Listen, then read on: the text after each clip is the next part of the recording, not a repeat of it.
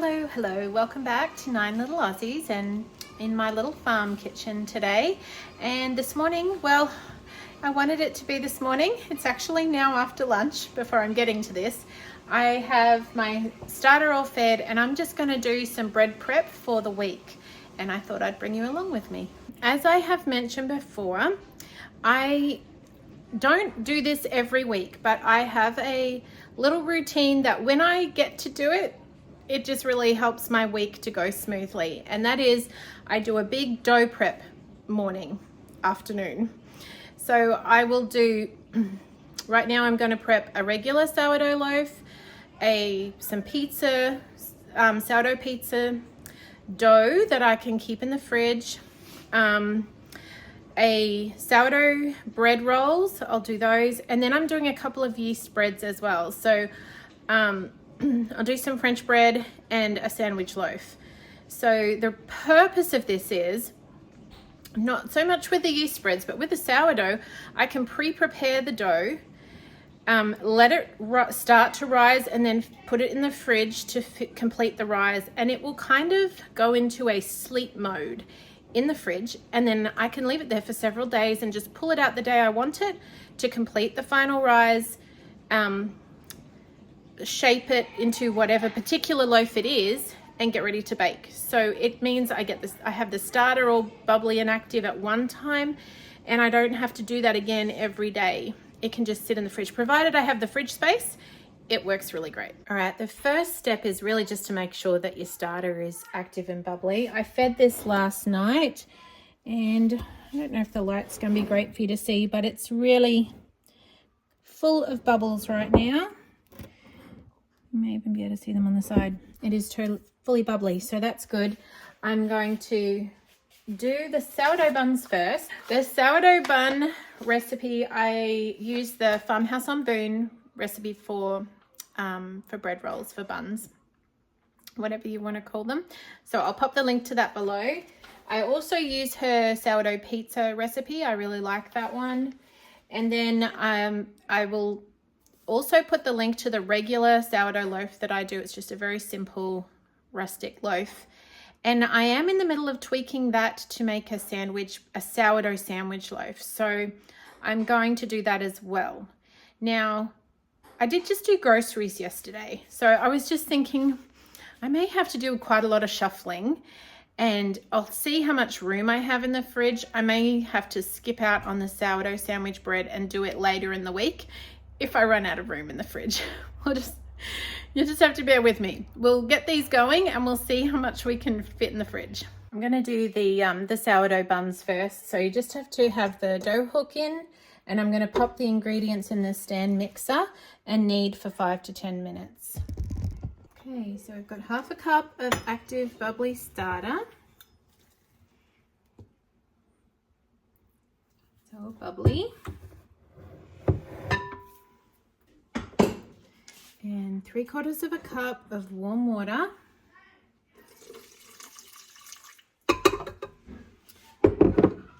3 cups of baker's flour. 1,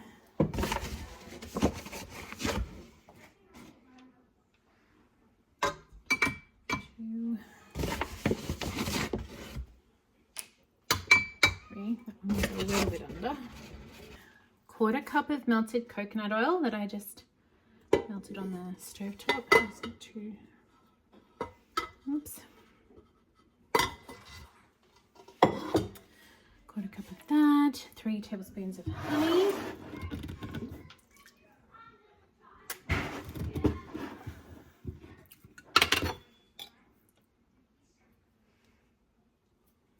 One.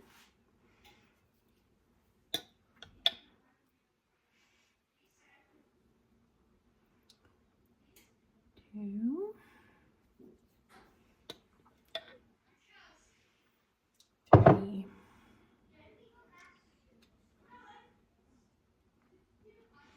'Then a teaspoon of salt and 1 egg. I always lick the honey spoon. And especially at the moment, the air is so thick with pollen It is crazy.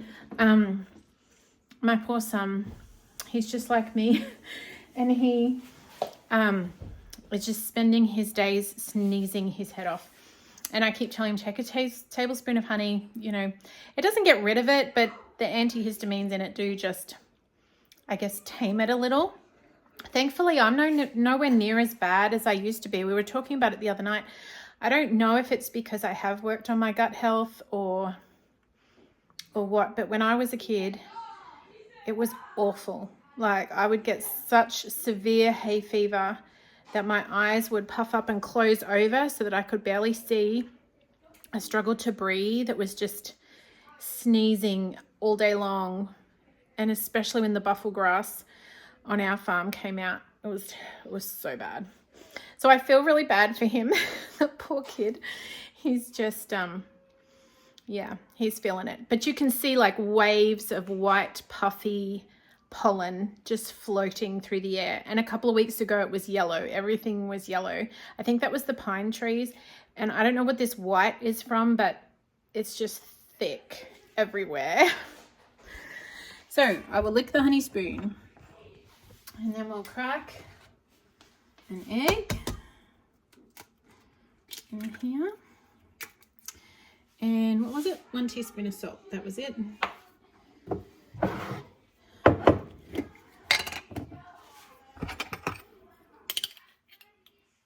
Teaspoon of salt. And we'll raise that up. It's sticky. Raise that up and give that a mix here.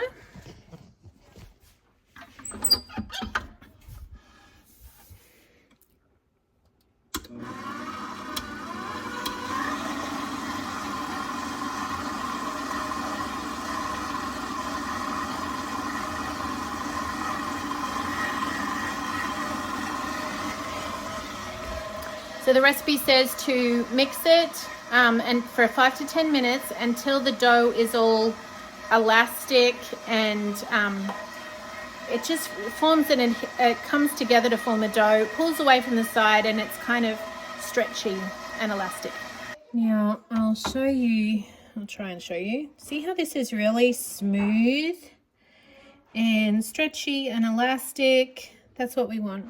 So I'm going to get it out of there, pop it in this bowl and cover it with a damp towel, and it can sit there for, well, basically until I go to bed, and then I'm going to pop it in the fridge.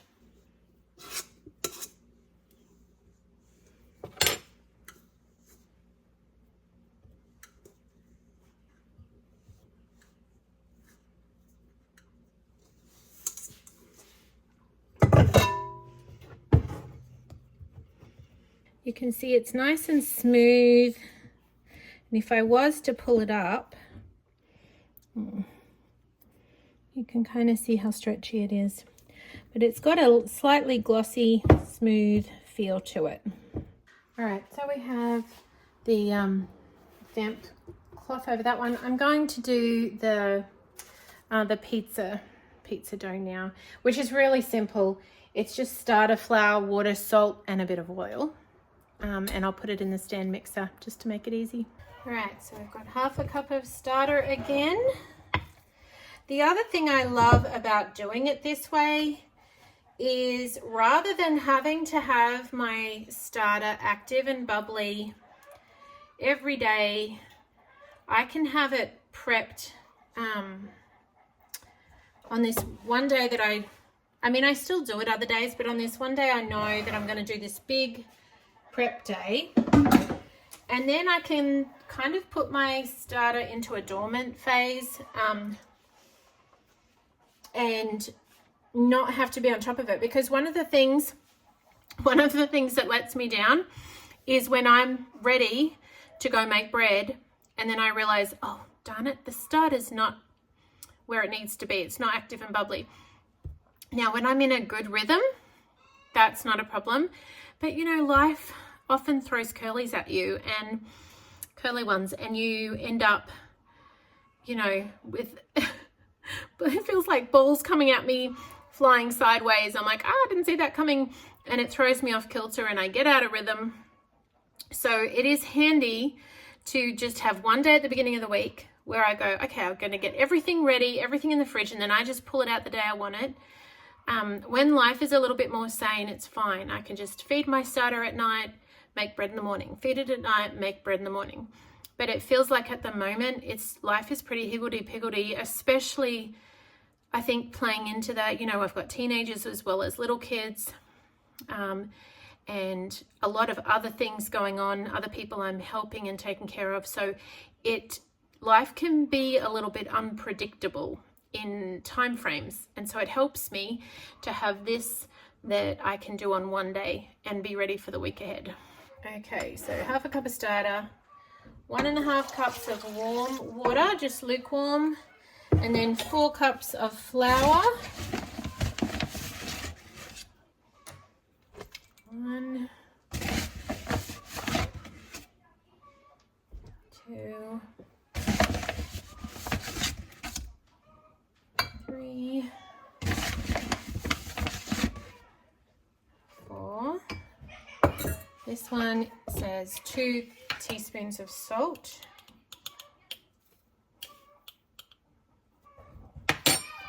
And 2 tablespoons of olive oil. 1 and 2.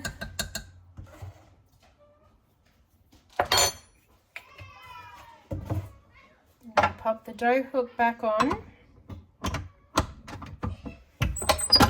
Raise it up.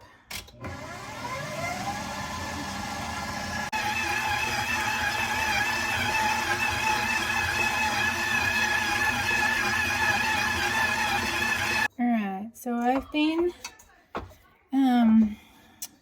had this on for a while, and it is very elastic and stretchy and smooth. So I'm now going to pop it in this glass bowl, leave it on the counter for 8 hours, and then tonight I'll make sure it's airtight. This one has a lid, and pop it in the fridge until I need it.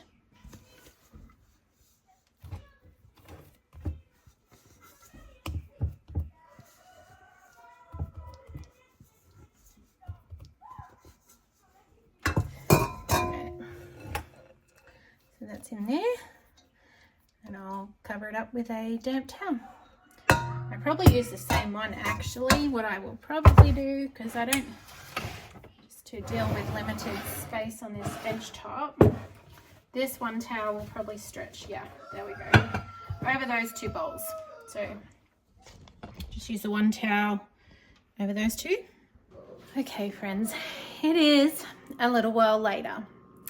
Today has been one of those days that has just been fraught with interruptions.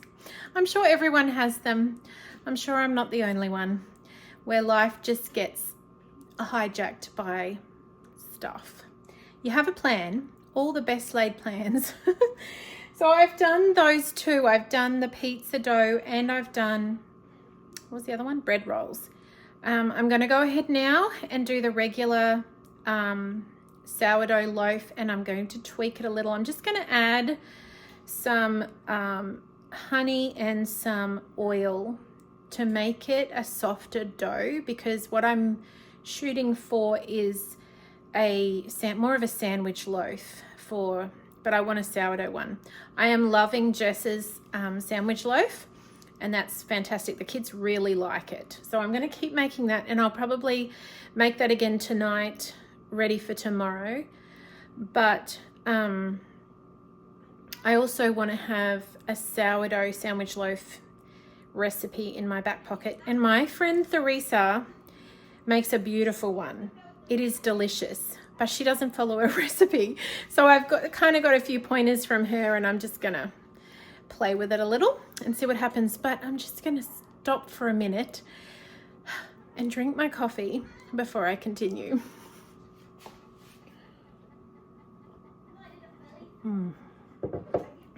That's a good coffee. All right, so we want to begin with a cup of flour, a cup of starter, just a minute, and a cup of water, and then I'm just going to mix those around. So I'm going to mix that in.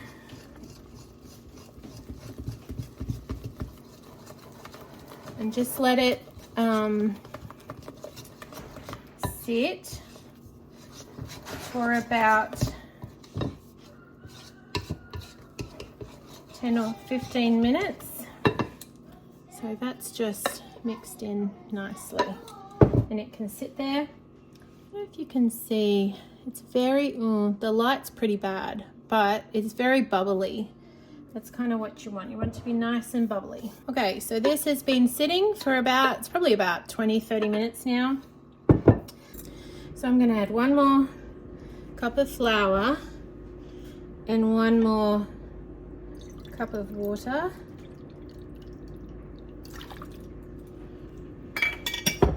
Give that a mix.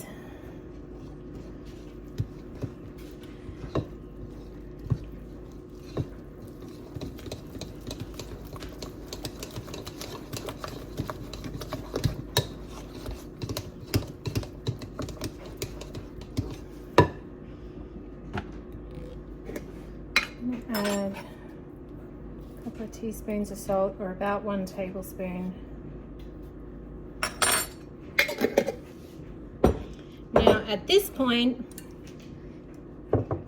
in my regular recipe, I would just go ahead and add flour till I get it to a nice dough and then let it rise. But I'm going to add some honey, maybe a couple of tablespoons of honey. Whoa. A little bit runny honey.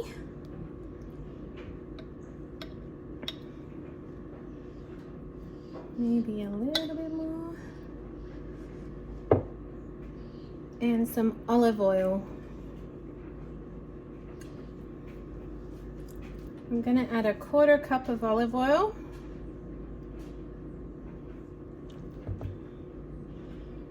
And then I'll just add the flour to get it to the right consistency.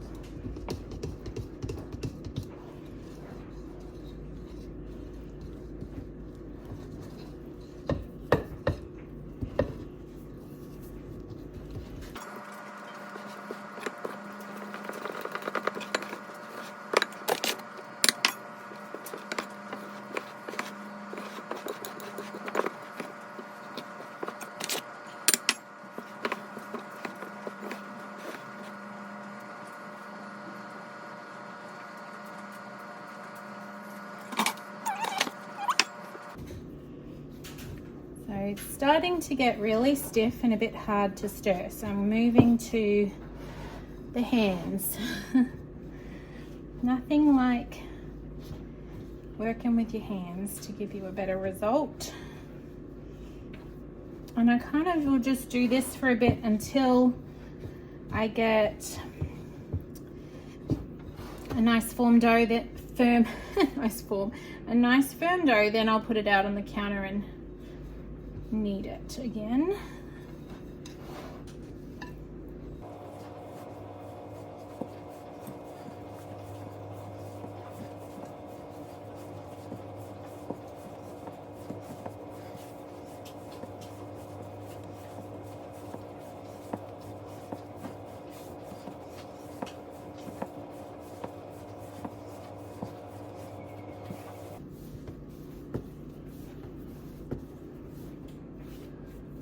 Okay, it's a nice, still hydrated, it's smooth and got some bounce to it, bouncing back, so I'm going to pop that in here. I'll get another tea towel for that one and we'll let that rise until around the time I go to bed tonight. So basically that's it, that's all I'm going to get to today. We've got the pizza dough all done and ready, some sourdough bread rolls or buns, and my hopefully my sandwich loaf. But either which way, whether it works out as a good sandwich loaf or if it's just a nice artisan loaf of sourdough, it'll be perfect. We'll use it, and that will give me a bit of a head start on a busy week. So I wanted to get a little bit more done, but hey, I guess that's life. Hey, sometimes we don't get done all that we plan, but it's still a head start on my week. It's 3 loaves of bread that I don't have to think about later. I can whip them out of the fridge.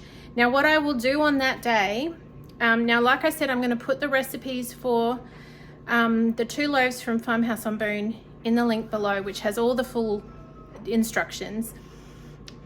The other one I did, I'll put the link to the original loaf I have on, I've videoed that before, so I'll pop the link below to that.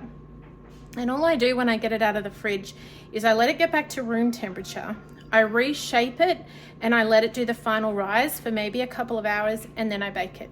So it's really cinchy, and it just streamlines the process for me. So hope that was helpful, and thanks for coming along with me today. We will see you soon.